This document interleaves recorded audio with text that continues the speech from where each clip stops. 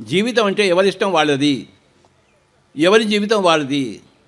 నేను పాట పాడుకుంటాను, లేదా డ్యాన్స్ చేస్తాను, లేకపోతే గోదావరిలో ఈత కొడతాను, మీకేమైనా అభ్యంతరమా?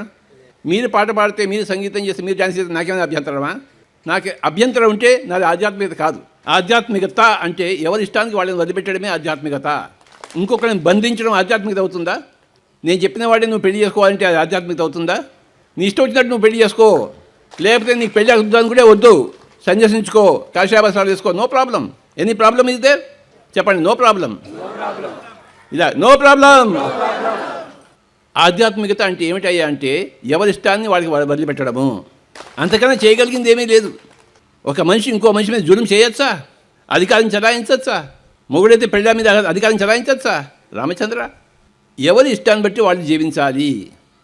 అందరి ఇష్టాన్ని మనం గౌరవించాలి.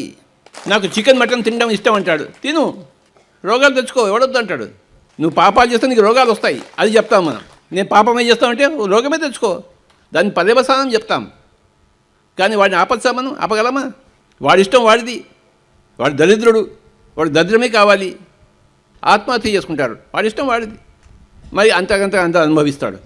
కోడిని మేకను కోసుకుని తింటే అంతకంత అనుభవిస్తాడు.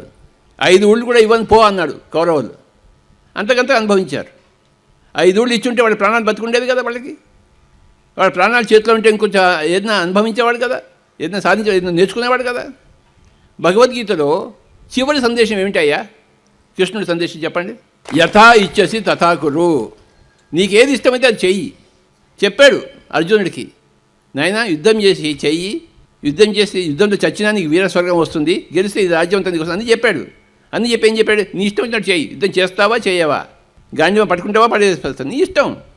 నీ బతుకు నీ ఇష్టం, నా బతుకు నా ఇష్టం. చాలామంది వచ్చి వాళ్ళ కాళ్ళు పట్టుకుంటారు, నన్ను నేను కొడతాను, అది నా ఇష్టం. ఎవరైనా కాళ్ళు నా అనుమతి లేకుండా నేను పట్టుకుంటే వాడిని తంతాను పట్టుకునే వాడిని. నా అనుమతి తీసుకుని వాడికి పట్టుకోవచ్చు. నా అనుమతి తీసుకోకుండా వాడు ఏదో భక్తితో మునిగిపోయి నా కాళ్ళ మీద పడితే విలాచి కొడతాను. వాడు ఉంటే ఉంటాడు, ఉడితే ఉడతాడు, నాకేంటి? నా ఇష్టం నాది. ఇవాళ టాపిక్ ఇష్టం అనే టాపిక్ బాగుందా లేదా? ప్రతి మనిషి యొక్క జీవితం ఇష్టారాజ్యం. ఏమిటి రాజ్యం చేస్తోంది? వాడి ఇష్టం వాడికి రాజ్యం చేస్తుంది. అక్కడ తల్లిదండ్రులు పిల్లల మీద తమ ఇష్టాన్ని రుద్దకూడదు, కానీ పొద్దుగుగా చేసేదే ఆ పని వాళ్ళు. అందుకే ప్రతి ఇల్లు కూడా ఒక నరకంలా తయారైంది. స్వర్గంలా ఉండవలసిన ఇల్లు నరకం. ఎందుకంటే ఆ తల్లిదండ్రులు తమ ఇష్టాలని పిల్లల మీద రుద్దుతారు. ఆ ఇల్లు నరకం. స్వర్గం అంటే ఏంటి? స్వ ఇచ్ఛ స్వేచ్ఛ. స్వర్గము ఈజ్వల్ టు స్వ ఇచ్ఛ స్వేచ్ఛ. నా ఇష్టం. స్వ అంటే నా, ఇచ్ఛ అంటే కోరిక, నా కోరిక. మన జన్మలన్నీ ఇష్టంగా ఏది కోరి తీసుకున్న జన్మలే. మన జన్మను మనం స్వేచ్ఛగా జీవిద్దాం. No relationships. ఫ్రెండ్స్ అయితే ఉండండి. ఇంట్లో 2 ఫ్రెండ్స్ ఉంటారు, వాడు ఫ్రెండ్స్ ఎందుకు అవుతారు చెప్పండి? ఇష్టం కనుక. రిలేషన్షిప్స్లో, సంబంధాల్లో ఇష్టం ఉండకపోవచ్చు, కానీ ఫ్రెండ్షిప్లో ఇష్టం ఉండే తీరుతుంది.